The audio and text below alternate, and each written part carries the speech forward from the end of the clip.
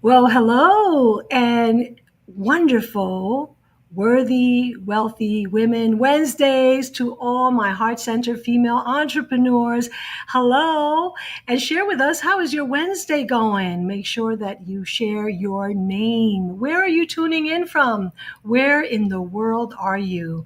Well, if this is your first time here, let me just introduce myself as I'm asking you to introduce yourself. My name is Evie Diaz, and I'm a financial empowerment speaker, financial trauma healer, and author. And today it is my honor and my pleasure to have two Heart Center female entrepreneurs joining me. And the discussion for today is, did you hear that? Breaking the silence. What female, heart center female entrepreneurs think about money. So, are you daring to talk about it? Let me bring in my wonderful guest today so that they can introduce themselves. Hello, Kathryn, Yarborough, and Vicki. Welcome, and thank you so much for being here today. And if you would be so kind, starting with, I guess I see Kathryn and then Vicki, please unmute yourself and introduce yourself. Well, hello, everybody. I believe I'm already unmuted. So if that's the case, yes, yay. I love it when tech works. I'm Kathryn Yarborough, and I'm the founder of Speakers with Heart.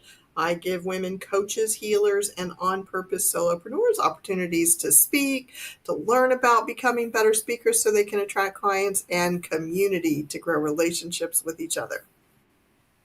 Love it. Thank you so much. And Vicki, please.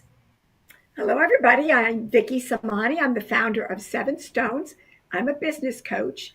I guide small businesses and CEOs on their path to greater revenue and greater bottom line. Awesome. Thank you so much. So, breaking the silence, what heart center female entrepreneurs really think about making money. Well, let me just start by saying that we started on this discussion, somewhat kind of this discussion last week while we were at a networking event together. And we were talking about, I don't know what, but I said, I want to talk about the thing we don't talk about, which is money. And these two ladies who were in the room with me were like, heck yeah, let's talk about that. Because I don't know about you, but growing up in a certain era, we learned not to talk about two things. One is money, and the other one, well, I think you ladies know what I'm thinking about. And we don't often think about that, right? We don't talk about that in a public setting. But let's talk about the second thing that I grew up being very tabooed to talk about, which is money. And I think that money is probably one of the second, if not the first, hardest thing for not just women, but people in general to talk about it. And today I want to discuss why is that? Why is it that it's often difficult for us to talk about it? And why is there so much silence or taboo? And sometimes just plain awkwardness around finances, especially when it is so important and it's such a part of our daily lives. Yeah, we hear it in the news, whether the market is down or low, and we speak about it in a general sense, right? But for the most part, we have some fears, some beliefs, perhaps. I like to call them money scripts, which are could be, I think, limiting or empowering. But many of the times it's because of our limiting money scripts, meaning things that came up perhaps when we were growing up. But today, the three of us, we are daring. And let me just preface this by saying that, and I've told her already, but I'll say it here publicly again, that I'm very honored to be and have Kathryn Yarborough here, who is often, I always see her in many networking events that I'm in with other heart center female entrepreneurs, and who is a leader in her own right. And she has twice in two different occasions just spoken publicly. And so it was ordained, I think, by divine source, that she should be in this conversation with us. So, what say you, Kathryn? And then I'll ask Vicki, why is it that we taboo the subject of money, especially for us, heart center female entrepreneurs?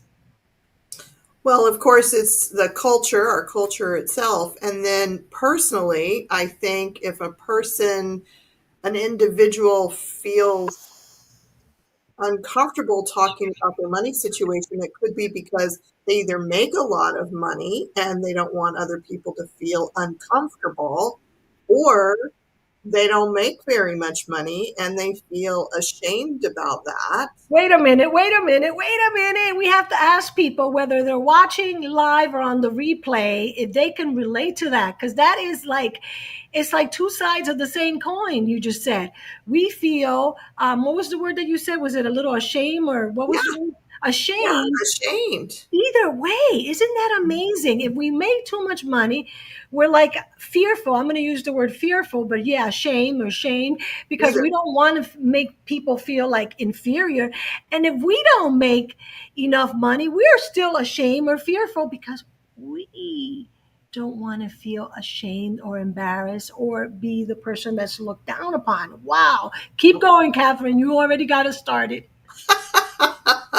Well, I think that just wraps it up in a nutshell for now about why one of the big reasons why it's hard to talk about money. And it's, well, I'll just add a little bit more before Vicki puts her 2 cents in. I just think you're really on to something, Evie, because we don't talk about it. So, except for I have at times created safe circles, but even then, we talk about our feelings about it, but we often don't talk numbers.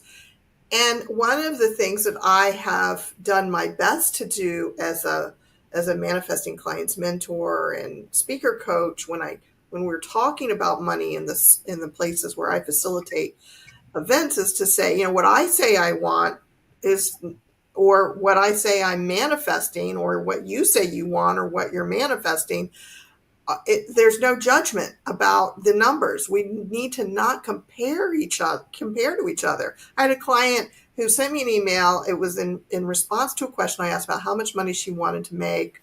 And she said she wanted to make $20,000 a year. And she said, I know you probably think that's nothing.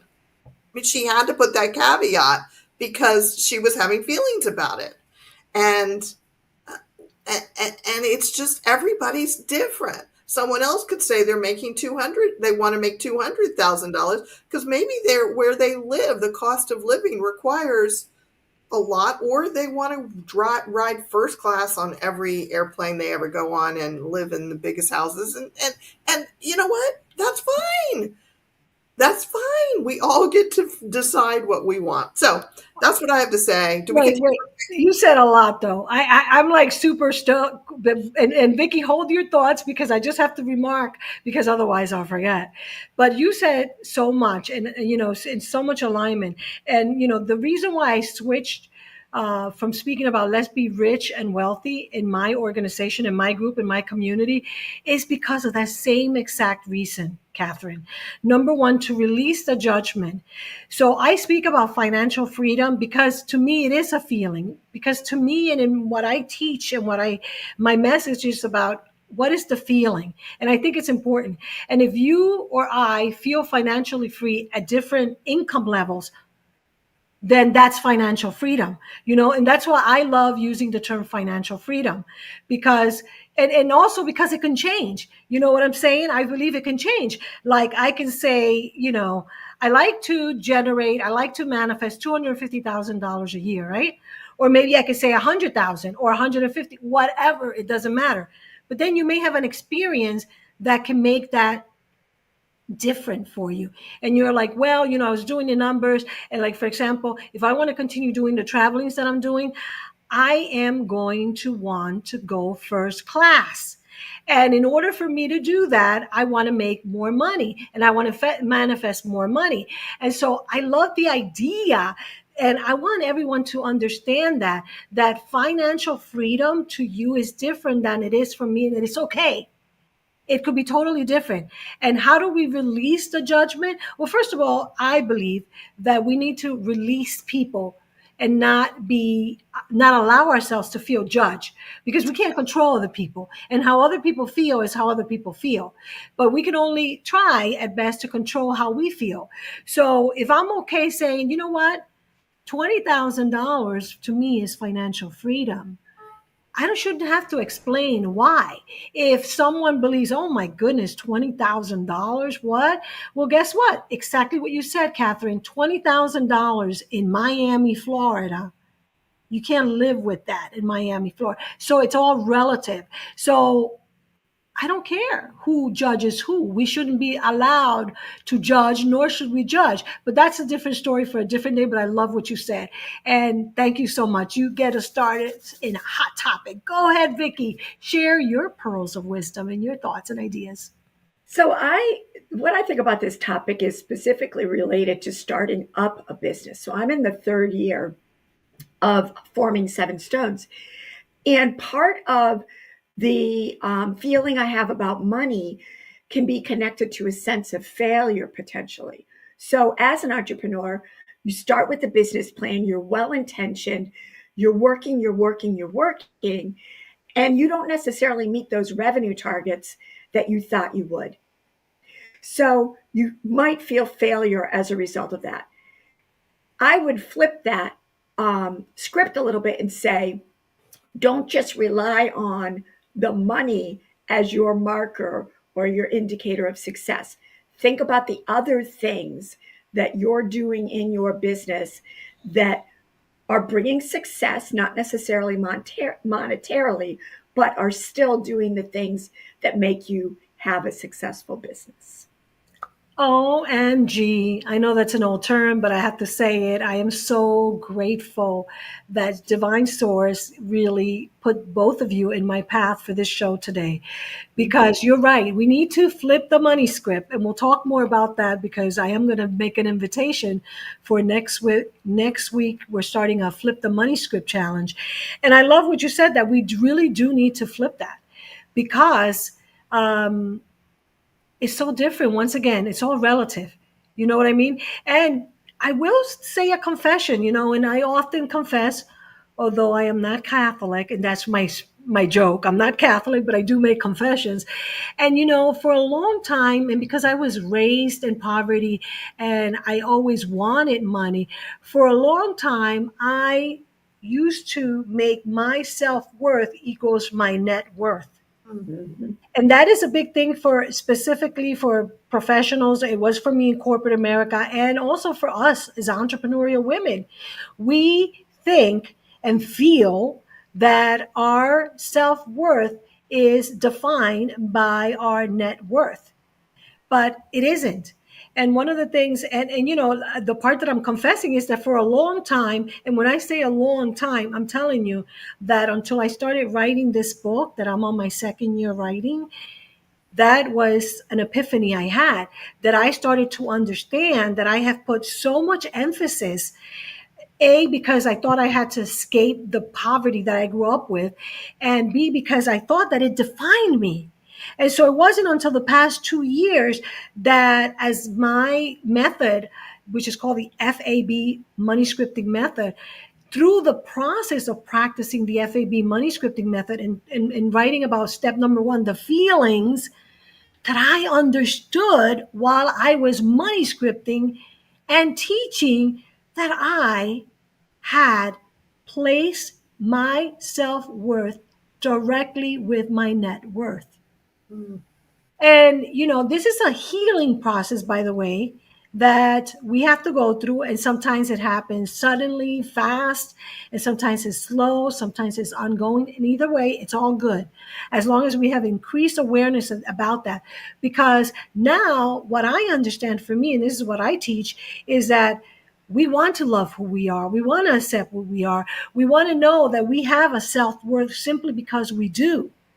And Mm-hmm. when we feel good, which is step number one, when we feel good about who we are, what we do, right? That's the first step in manifesting everything else. And we're just going to be more of who we are. So, in essence, we just got to continue working on our self worth and our self love. Yes or yes, ladies, because I think that's what you said. For I'm gonna sure. I'm gonna say yes, and Yes, I would like to speak to Vicky's point, if that's yes, okay with you yes, too. yes. So I love the awareness that for a new solopreneur, coach, healer, on purpose solopreneur, those folks who I love to work with, it can take a little bit of time to get going Mm-hmm. with making money, and to not feel discouraged is so important, because otherwise it's so easy to go, well, I'm not doing it, so I've got to go get a job. So to change, and what Evie's talking about in terms of associating how much money you're making with your self-worth, that, yes, please shift that. But on a practical level, from a manifesting client's mentor perspective, I do want to say that the sooner you get making money as a solopreneur, the better you will, the better everything is. And it's a decision. It's a decision to attract clients who pay you. It is a decision to put that as your highest or one of your highest priorities, rather than these days, there's a lot of busy work we can do. And we're being told, we talked about it earlier today, blogging, doing this video thing. I do Facebook Lives. I mean, there's all these different things that we are told to do to attract clients so that we make money, that instead of putting the making money and working with clients as the priority, we put all that other stuff as a priority. And I can promise you, when you put that stuff first, instead of attracting clients first and how you're going to do that second, that you end up doing busy work and not actually getting paid for the client work. And so I think that it's a yes and. Mm-hmm. I love that. And yes, we do have to put that in perspective, because especially that's why I made sure I said heart center female entrepreneurs, because it also happens that, so there's two components here, I believe. Yes, many times I receive testimonials, whether people leave me, like recently, people have left me voicemails, both on the Facebook thing that you can leave a voicemail, on my website, which people can leave a voicemail, and also written emails. And I love them. And, I call them paychecks of the heart, and they are great. And it encourages me that I'm on the right path.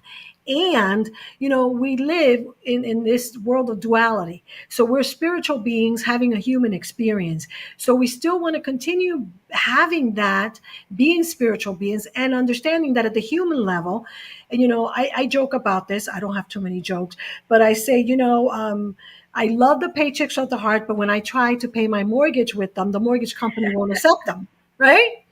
Yeah. That is just the truth that we have to understand. So that brings us up to our next topic, which is heart versus profit, which is, like today, I'm speaking this, when I thought of this live, it was really because I got so excited at our conversation, right? Then thanks to Vicki, that she said, oh, I need a little instruction. I said, you know what, let me plan it out. And I wrote it and I planned it out. And I said, wow, this is a perfect uh, intro or preview to next week's 3-day challenge on flipping your limiting money scripts. And I said, this is great. And I am going to be talking about it. And now, is there anything wrong with that? No. And for me, at least, and I want to hear you ladies, because why else would I take the time to do a live stream? Do I like doing live stream? Yeah. Do I like gathering with you ladies? Yeah. It's all good. It's all fun, right? But at the end of the day, we're in business for business. And like I said, because we live in that world of duality where we chose to be in business and we work with money, and money is currency. Remember, currency. And I love the word currency because it talks about the energy. So we want to create the right energy so we are profitable. So what Mm-hmm. say you? Let's start with Vicki and then Kathryn. So I would say two things to that. First of all, sometimes we think heart centered and entrepreneur are in conflict, but they're not.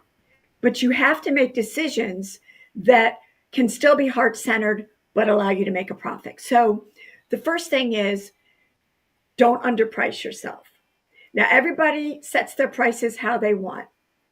I've actually raised my prices in my practice, and nobody has complained. So it keeps me thinking that I was underpriced before. The second thing is, don't give away your services for free. So in the beginning of my coaching practice, I did do pro bono work because I needed to get practice being a coach. And to be accredited, I had to do some pro bono work. But now, with a few rare exceptions, people pay me if they want me to provide coaching services to them.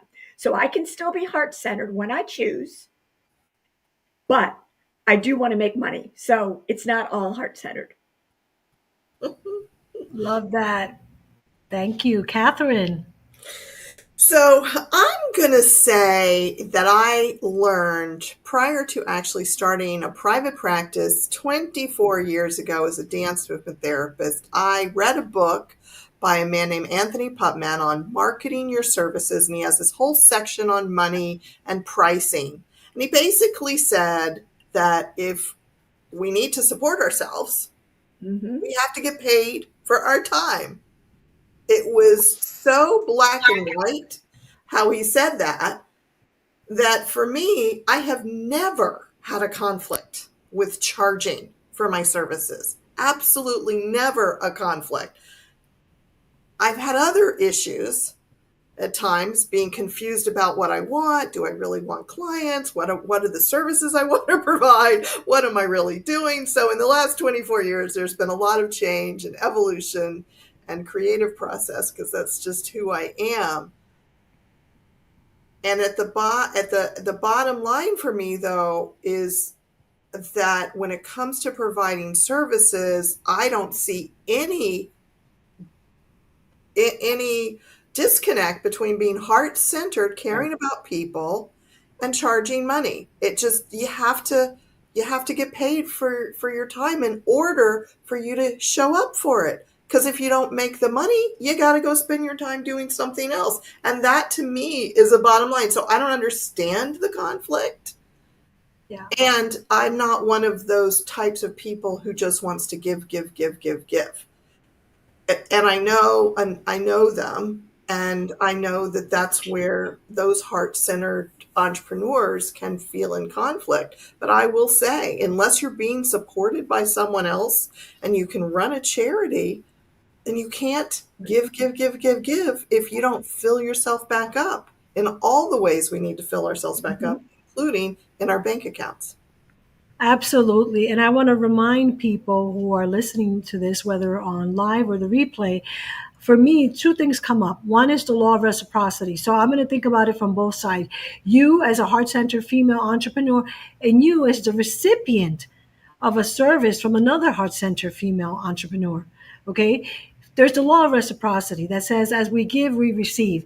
And closely, if not the same, I call it sometimes the law of circulation, right? So everything, in order for things to balance out. And so sometimes people ask me about this, because we're manifesting can come.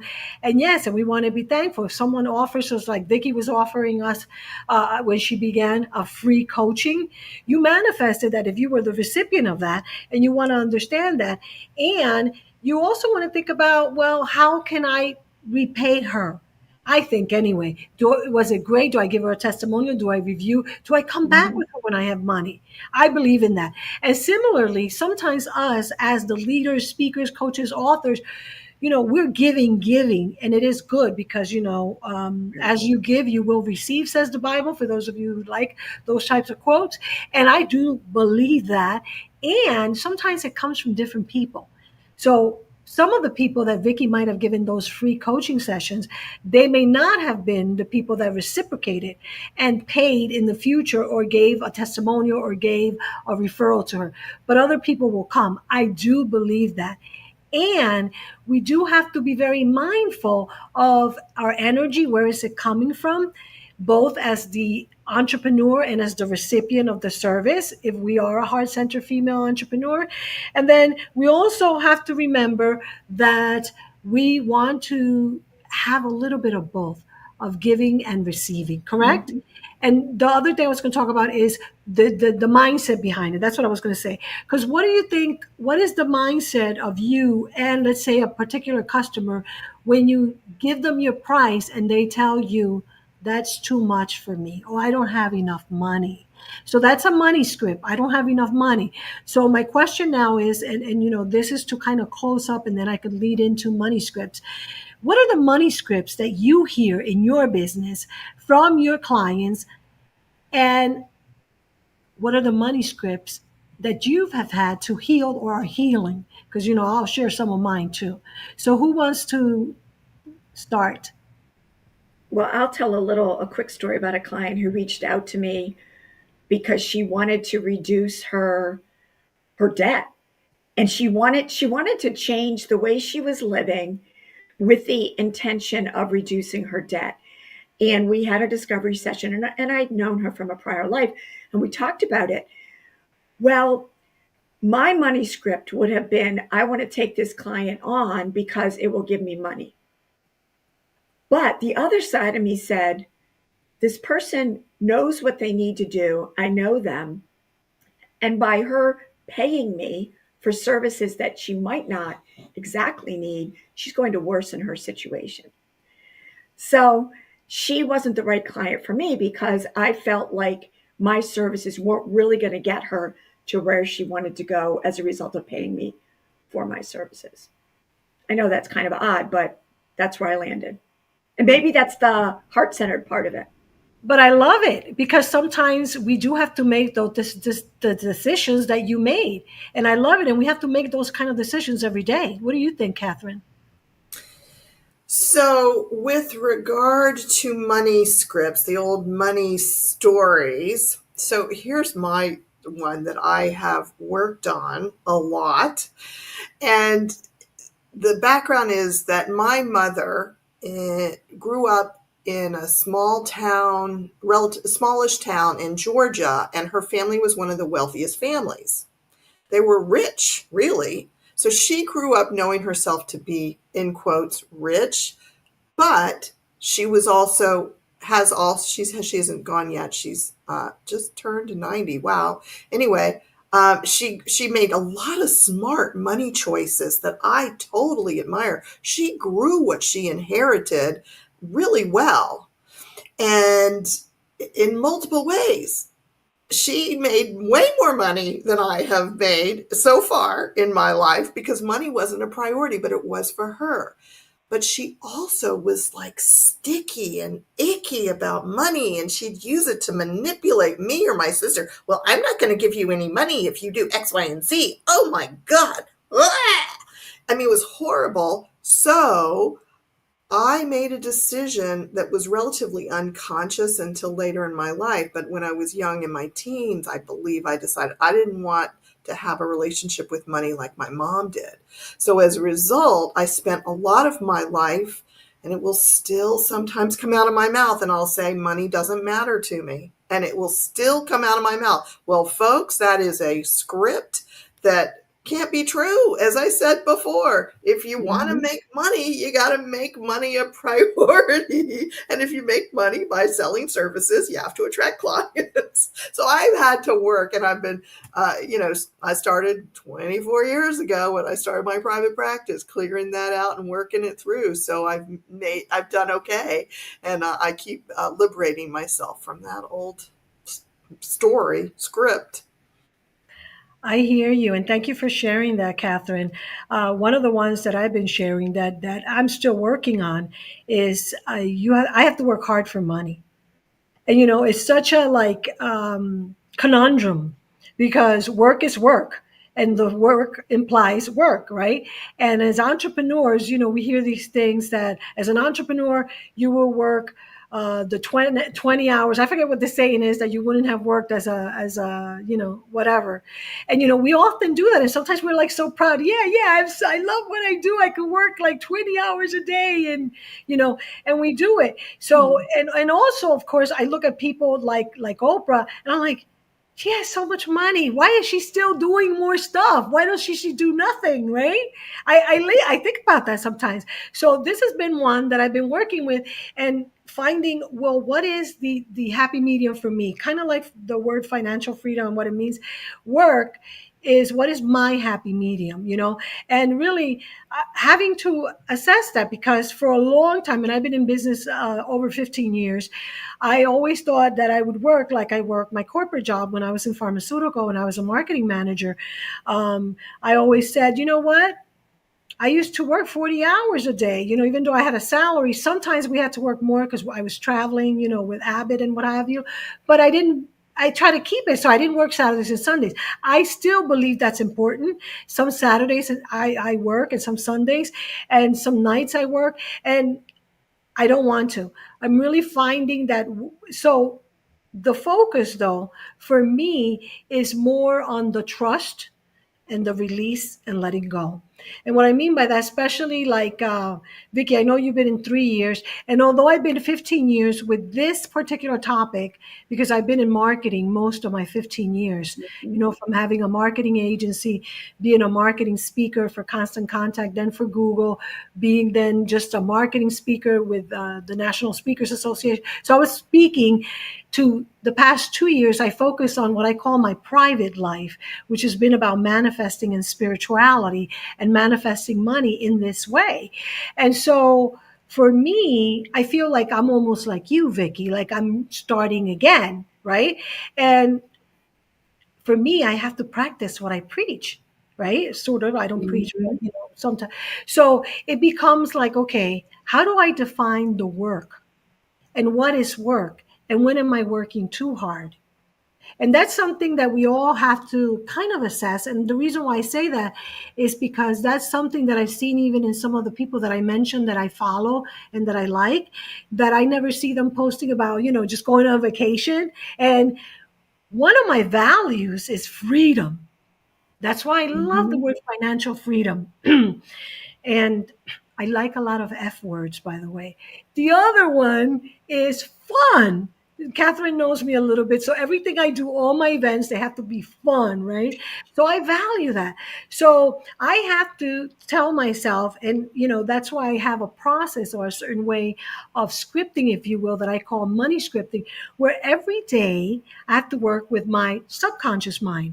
Because in truth, you ladies know most of the processes that we go through every day happen automatically, right?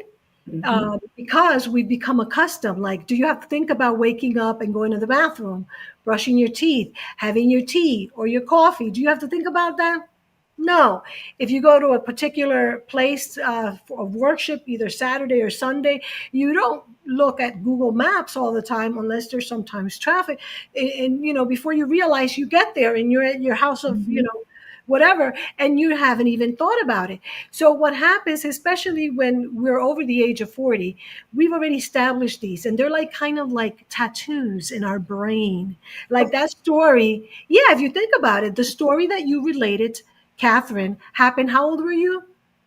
Well, it's happened my entire life, but my decision was probably in my teens. I don't know how old I was. But when you notice and you realize that you were in your teens, well, I have my story that I share in my book that I didn't never recall, by the way, because therapists always said, oh, you use, you have hidden a lot of stuff in your subconscious mind, because I didn't want to deal with it. And my family always used to make fun of me. Oh, Evie, you have such a bad memory. You don't remember anything from our childhood. When I started writing this book, I started remembering everything. And one of the reasons I had put that defense mechanism of forgetting was because I remember at the age of 11, one of the greatest episodes that have so much to do around money for me. And so when we think about that, I'm over 40. So how many years has that broken old record? And for all those of us that remember the old records, right, when it was scratch, it would go around and around. And until you lifted that thing up, right, it would just go. So we have it playing and playing. And that's why so many of the beliefs and the things that we happen to do in our daily lives are automatically. And so the only way for us to change has to be at the subconscious level, because Yes. through going through the subconscious, and actually not just at the subconscious but also at the body level, because so many of these things show up and they manifest itself through our bodies. So when we tap into how to really flip the money script, right? And we know how to do it. So, Kathryn, to put we've been talking about automatically. I like to use a term that it happens for us automatically almost when we do this process, and it's Mhm. called the FAB money scripting method, which is by far the simplest method of manifesting financial freedom. It really allows us to take and rewire our subconscious mind, which is where 90%, 95% of our processes are happening, and almost automatically change that automation. And automation is actually a psychology term which refers to the automatic behavior. I hope I'm not killing the term, the automatic behaviors that we go to. And so the only way for us to change those money scripts is to be very conscientious and have a practice. And so, talking about that practice, I want to go ahead and mention, unless you ladies have, do you have anything else you want to say about this, what I just commented? Because I just want to take a few minutes and I want to share that starting next Wednesday and for 3 consecutive Wednesdays, I have the Flip Your Money Scripts Challenge, which Kathryn, last year you participated in what I call Flip the Script. But now we're going to be talking about specific money scripts because now I use the term money script so often. And Kathryn, I believe you know this. I went to trademark the word money script and found out that a psychologist who really is pioneering the field of financial psychology, Dr. Blantz, beat me to it, and he trademarked the word money scripts. And we use it slightly differently because I first had Source give me the word money scripting. And then I said, well, from money scripting comes money scripts. And then I researched it on trademark and I found out that he had, and then I understood that he and I say it differently. For me, I believe you can have positive and negative money scripts. For him, he talks about only the negative money scripts. And the reason why, and it'll come up probably during my final Hay House book editor's recommendation. Maybe I'll change it. But the thing is that I believe that we need to reframe the limiting one. And I don't like to call them negative anymore. I call them limiting because they're Mhm. limiting us, right? So when we change our limiting money scripts, we're left with a positive money script. And the reason why I believe that is because I've also studied a lot in the different works of authors that speak about habits. And one of the ways to change a habit is to replace it with a new one. So if you have a limiting money script, then you want to replace it with a more empowering money script. And to do that, you want to reframe it. And so that's what we'll be talking about during our money 3-day challenge on flipping your limiting money scripts. So it's going to be very different from last year because we're actually, for those of you that join us a VIP, you're going to get a chat GPT process that you're going to be able to do with some prompts that I develop where chat GPT becomes your coach through eliminating money scripts. Mhm. So it's so cool because everybody talks about AI, right? Everybody talks about AI. And since last year, I started talking about IA and using IA with AI. Now, IA is infinite abundance, which is what we all have access to. So we can tap our IA through AI. Did you know that? And so next week and the following Wednesdays, I'll be sharing that. And so I want to go ahead and put that here. And by the way, as I look for this, I want to ask if you have any questions that you think people would have as I look for this so that I can answer your questions regarding what I am sharing next week. I I'm sharing there is the evdiaz.com limiting money script. And I'm going to go ahead and share the screen. So we are less than a week away from it because it's next Wednesday. So it's exactly 7 days from today. And I want to go ahead and share it with you. So April, I deemed it the absolutely abundant April. And yes, we're in the 9th of April, but we have plenty of time to transform those limiting money scripts into empowering money scripts. And I believe that we can do it. And I believe that we can go from feeling limited to limitless because I really do believe that there is infinite abundance within us. And all this work, you know, if you've ever wondered, well, gee, why do some people like me, I came into the world very poor, I made a lot of money and I lost it, you know, why did that happen to me? Well, guess what? It's just like the same thing when people make a lot of money from the lottery. You've heard that. What happens to them? A lot Mhm. of them lose it right away. So it's not an issue with money per se, because money is paper. It is a far greater issue than money.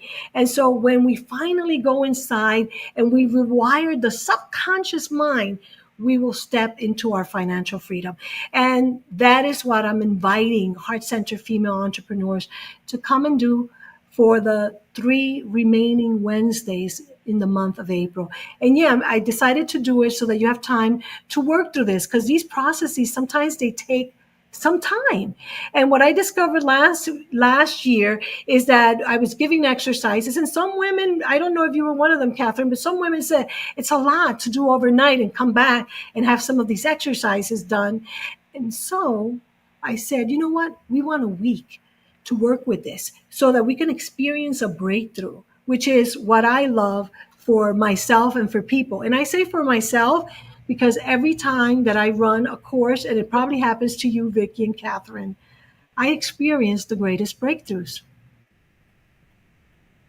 And that's why, you know, I used to be upset that my book hasn't been published yet by Hay House, and I keep getting edits, right, from the editors. And now I say it's everything in divine order, because I never would have known when I first thought of the idea of writing this book that it would emerge, and more than anything, that it would be transformational to me personally.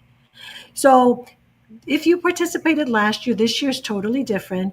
We'll have a session that's like a webinar style from 1 to 1:30, and then we have the VIPs inside Google Meet from 1:30 to 2, and that's where we are going to be doing some abundance activation and abundance accelerations. So I invite everyone to look at it for the VIP. We do have a free general admission, okay? And just know that it is free with a caveat. You have to pay up front. And Kathryn, you may appreciate and give me your thoughts later, your marketing mind thoughts. I'm going back to what I learned from T. Harv Eker. T. Harv Eker, Secrets of the Money Mind, I think. He was one of my first teachers, and he used to charge people a small amount of money and used to say, well, I'll give it back to you, right? Once you complete the 3 days. So the same thing here. It is free, but you have to pay a reservation fee, right? A small reservation fee, which you get at the end of the 3 day when you complete your 3 days. And of course, you also have the option to go with the VIP. And of course, the VIP is slightly more, about $7 more on purpose, so that you could check out the VIP, because it is in the VIP that we will do the abundance acceleration and abundance activation sessions. And of course, you also get that Chat GPT workbook that you'll be able to use forever and continue practicing, especially if you're like me every day on Chat GPT. And if something comes up, you're like, darn it, I thought I dealt with that money script. Then you can go back, grab your workbook and say, okay, this is a new one. I didn't know. I didn't want to pay for the tip. And not wanting to pay a tip is something to do with my money script. I'm talking personally. That was one of mine. Okay. So you get the 3 days intense money manifesting training, the VIP coaching or abundance acceleration, the bonus companion book with journal prompts from AI, the meditative visualization, which is part of something that I created too. You get a VIP page. And of course, you get a 4th day bonus, which is the last Friday in the month of April, which will do celebrations. And by registering today, you also get a one-on-one from me. So if that sounds like something you want to check out, please make sure you check out the URL that is tickering in the ticker right below. So, ladies, I leave you with that. Any thoughts, comment, feedback before we get off, because we're now 45 minutes into this.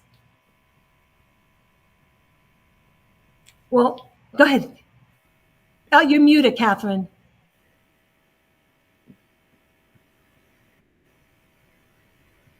Thank you for your enthusiasm, Evie. It's always delightful. And Vicki, what a wonderful time to spend with you. Thank you. Thank you both, ladies. Well, I want to say thank you to both of you. I look forward to having both of you in our challenge. And also, I look forward to getting together more often, collaborating. I love your stuff, Kathryn. I love to know what you're up to, Vicki. And look at ways that we can collaborate more together because number one, it's a lot more fun. Yes. Number two, we can create a lot more finances. And number three, which could be number one, we have a greater reach and impact. And since we are all heart centered female entrepreneurs who love to work with heart centered female entrepreneurs, why the heck not? Right? So I want to thank you, ladies, for being here with me. I appreciate you, and I look forward to us connecting further. Now, something has happened here. I don't see the button to end the live stream, which is interesting. So let's see what just happened. But go ahead and smile so that we can look nice and pretty as we say goodbye. Oh, she left us. So we're still live. So, okay, I guess we can leave. I'll see you later, Vicki. I'm going to Bye. leave. Bye.